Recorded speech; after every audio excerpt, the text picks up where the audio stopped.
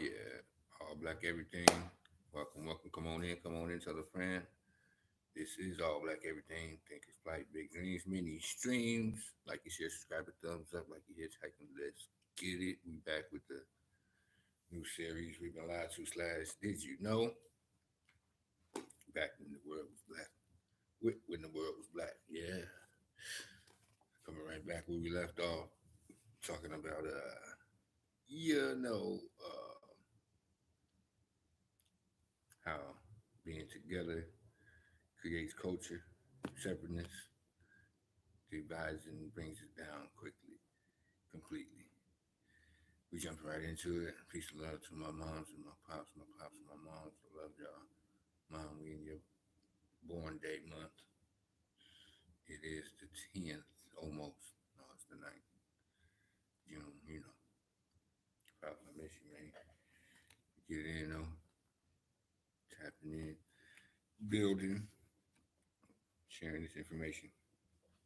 Tapping right in where we left off, y'all. Getting deeper, halfway through. And it continues. The SB, the stillbait culture, may reflect no an episode of population expansion of the L3 Hollow group in southern Africa, during which social networks promoted the rapid transmission of the advanced technological sophistication and fluorescence of symbolic behavior throughout the region. This sweet, this sort of behavior changes may have bestowed a competitive advantage on hunter-gatherer communities, perhaps by promoting group coordination and cohesion, or by enhancing technological efficiency and economic productivity. Just as our community, just as our coming together resulted in highly advanced culture, our growing apart signalized or signaled its demise. Yeah. Get it together, brother. The end of the SB represents the disintegration of the social network, owing to population contractions and isolations. Cultural innovations are less likely to survive or prosper among small and solitary social groups. Connections were not reestablished until the start of the HP hoist port culture 5 millennia later. 5,000 years is the millennia. Millennia is 1,000 for your information.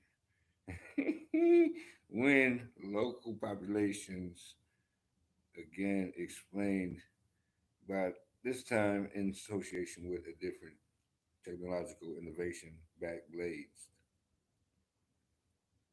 The demise of the HP reflects the final collapse of this integration subcontinental network of hunter-gatherer communities and their return to the number of geographically isolated and genetically distinct populations.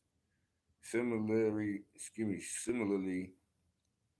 sophisticated stone tool technology did not reappear until the advent of the later Stone Age, about 40,000 years ago, when there is evidence for renewed genetic admixture in the sub-Saharan mtDNA pool. The last line is important. It's basically saying we didn't get busy like the hoisting port again until we got some new blood in the community, in our community. When more people come together, culture revives. But what happened to the people who founded hoisting port? Jacobs and Roberts note a social network collapse would explain the end of a long distance trade, but not the abandonment of cave and rock shelters where people spent much of their time. Should the technologically advanced people of the hoist and port culture simply have packed up their canteen and hunting tools and headed northeast to join the confederation of people who tackled the Netherlands and left Africa around 60,000 years ago? It's certainly possible. For one thing, we know that the L3 at haplogroup, carried by the people of Still Bay in the Houston port, is one of is the one who left Africa. For another, we know that many of the innovations developed by horse and pork don't emerge again until we find them in Asia, Europe, and North America, as Jacobs and colleagues noted in another paper. The cause of these two bursts of technological innovations, SB and HP, closely spaced yet separated in time, remains an enigma, as does the reason for their disappearance.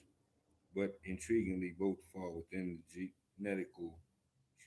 genetic bottleneck that occurred 80 to 60,000 years ago, and the subsequent expansion of modern human populations within and out of Africa. Perhaps we are all descendants of the builders of horse and pork. They seem like some smart brothers and sisters, definitely some ancestors worth looking up to. Why is Southern Africa so important? According to archaeologist Christopher Hinshelwood, Hinshelwood, what has been suggested up till now is that modern human behavior was a very late occurrence. That that though people were anatomically modern in Africa from about 150,000 to 100,000 years ago, they remained behaviorally non-modern until about 40 or 50,000 years ago, when they suddenly changed and then moved into Europe and elsewhere. That is, we didn't become fully human until we became Europeans. Sound familiar? Well, thanks to the work of Henselwood and others, we're now learning just how untrue it is. And we're going to get into the untrueness when we get it back. We're going to leave it like that. When the world was black, black, black, black. It's like the outline. Let's go. This is All Black Everything. Think it's Plight. Big dreams, many things. Like and share, subscribe it. Thumbs up like you're hitchhiking. Let's go, y'all. Appreciate your love. Thumbs up. Share this. Subscribing. Leave them comments. We getting it in, y'all. All Black Everything. Think it's Plight. Big dreams, many things.